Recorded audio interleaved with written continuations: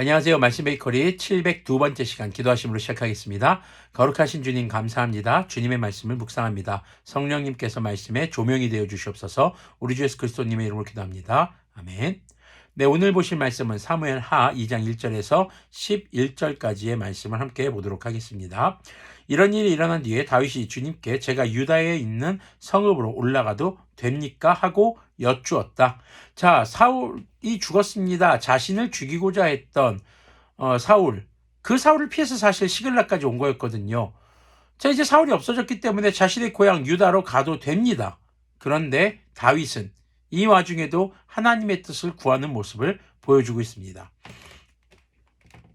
주님께서 그에게 올라가라고 하셨다. 다윗이 다시 여쭈었다. 어느 성읍으로 올라가야 합니까? 주님께서 헤브론으로 올라가라고 알려주셨다. 그리하여 다윗이 그곳으로 올라갔고 그의 두 아내 이스라엘 여인 아히노암과 갈멜 사람 나발의 아내였던 아비가일도 함께 올라갔다. 다윗은 자기의 부하들과 그들의 온 가족을 데리고 함께 올라가서 헤브론의 여러 성읍에서 살도록 하였다. 유다 사람들이 찾아와서 그곳에서 다윗에게 기름을 부어서 유다 사람의 왕으로 삼았다. 자, 다윗이 처음부터 이스라엘 전체 왕이 된 것은 아니었습니다. 바로 유다 지파의 왕으로 먼저 세워지는 것이었죠. 우리가 이스라엘 12지파에 대해서 좀 이해될 필요가 있는 게 이스라엘 12지파의 독립성이 굉장히 강했습니다. 특히 유다 지파가 한 지파로서의 독립성이 굉장히 강했었던 것을 우리가 좀 생각해 볼 필요가 있고요. 그리고 지금 다윗이 유다의 왕으로 되고 다윗의 부하들이 이제 헤브론에 흩어져서 살게 되는 상황이 됩니다. 이런 것이 사실 가능했었던 것이 다윗이 도피 생활을 하던 중에도 유다 사람들을 자꾸 도와줬던, 유다를 공격하는 아말렉을 치고 빼앗은 것을 다시 돌려주고 하는 이런 선행들을 해왔기 때문이었죠. 사울을 장사 지낸 사람들이 길랏 야베스 사람들이라는 소식이 다윗에게 전해지니 다윗이 길랏의 야베스 주민에게 사절을 보내어서 그들에게 이와 같이 전하였다. 야베스 주민 여러분이 사울 왕의 장례를 잘 치러서 왕에게 의리를 지켰으니 주님께서 여러분에게 복을 주시기 바랍니다. 여러분이 그러한 일을 하였으니 이제는 주님께서 여러분을 친절과 성실로 대하여 주시기를 바랍니다. 나도 여러분을 잘 대접하겠습니다. 비록 여러분의 왕 사울 임금님은 세상을 떠나셨으나 유다 사람이 나에게 기름을 부어서 왕으로 삼았으니 여러분은 이제 낙심하지 말고 용기를 내시기 바랍니다. 자, 지금 길랏의 야베스 사람들은 사울의 도움을 받고 사울에게 의리를 지켰던 그런 지파였죠. 그런 도시였습니다. 그런데 이 길랏 사람들에게 소식을 전합니다.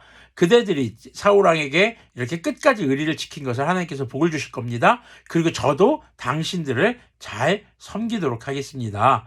지금 이제 왕이 없지 않습니까? 사울 왕이 죽었으니 이제는 제가 유다의 왕으로 세워졌으니까 제가 한번 잘 돌보도록 하겠습니다. 그러니까 용기를 내시길 바랍니다. 라고 하면서 이 야베스 주민들을 어떻게 보면 이렇게 회유하는 그런 정책을 또 펼치고 있는 것이죠.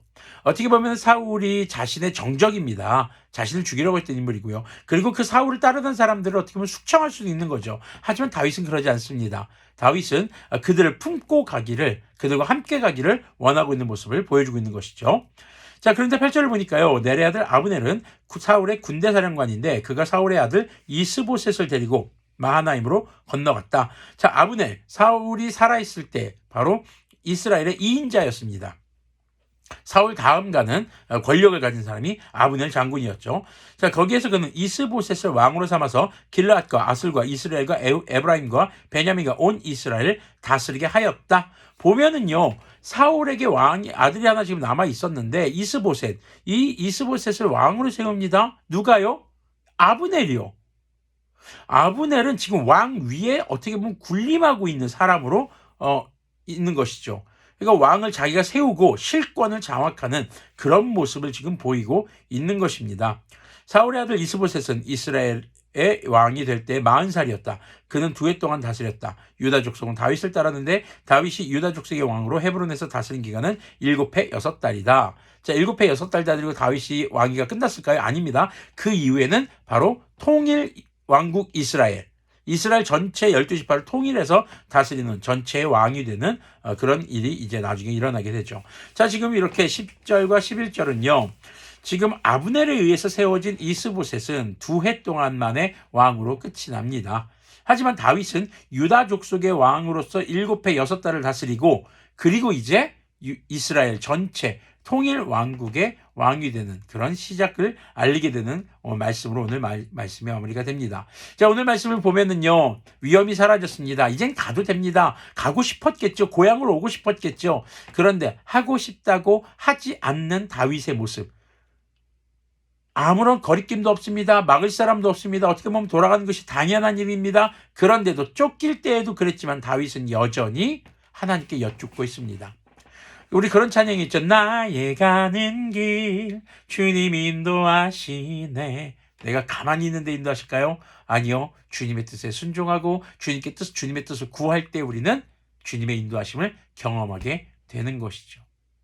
그리고 주님의 응답과 또 주님의 뜻을 따라 살아가는 사람들에게 있어서 항상 삶에 있어서 싸움과 다툼보다는 함께 화합하고 연합하여서 하나님의 뜻을 이루어가는 것이 또한 중요한 것일 겁니다. 자, 8절에서 나오는 이러한 모습들이 이제 사실상 다윗이 통일 왕국의 왕으로 되는 데 있어서 여러 가지 역경들이 예고되는 사건들이기도 합니다. 여전히 사울의 세력을 따랐던 사람들, 그 사람들이 아직 남아있기 때문이죠. 이제 그 일들이 어떻게 펼쳐져 갈지는 앞으로 말씀 묵상, 이 사무엘 하의 이야기를 통해서 알아가게 될 것입니다. 오늘 말씀을 통해서는요, 우리의 길을 인도하시는, 나의 길을 인도하시는 주님, 그것을 믿는 우리라면 우리는 항상 매사에 주님의 뜻을 구하고 주님께, 주님 제가 이것을 해야겠습니까? 라고 물어볼 수 있는 그런 주님의 거룩한 자녀들이 되기를 소망합니다. 기도하겠습니다. 거룩하신 주님 감사합니다. 주님의 말씀을 묵상했습니다. 주님, 아무런 거리낌도 당연히 할 수 있고 너무나도 당연하다고 생각하는 일들도 늘 주님의 뜻을 다시 한번 구하며 주님의 뜻에 우리의 삶의 우선순위가 있는 그런 그리스도인들이 될 수 있도록 긍휼을 베풀어 주시옵소서. 우리 주 예수 그리스도님의 이름으로 기도합니다. 아멘. 오늘도 우리의 뜻보다 우리의 생각보다 너무나도 당연하게 의심하지 않고 그냥 하지 않고 하나님의 뜻을 구하며 주님의 뜻이 무엇인지를 다시 한번 기도로 아뢰을 수 있는, 그렇게 구할 수 있는 그런 우리들이 되기를 소망합니다.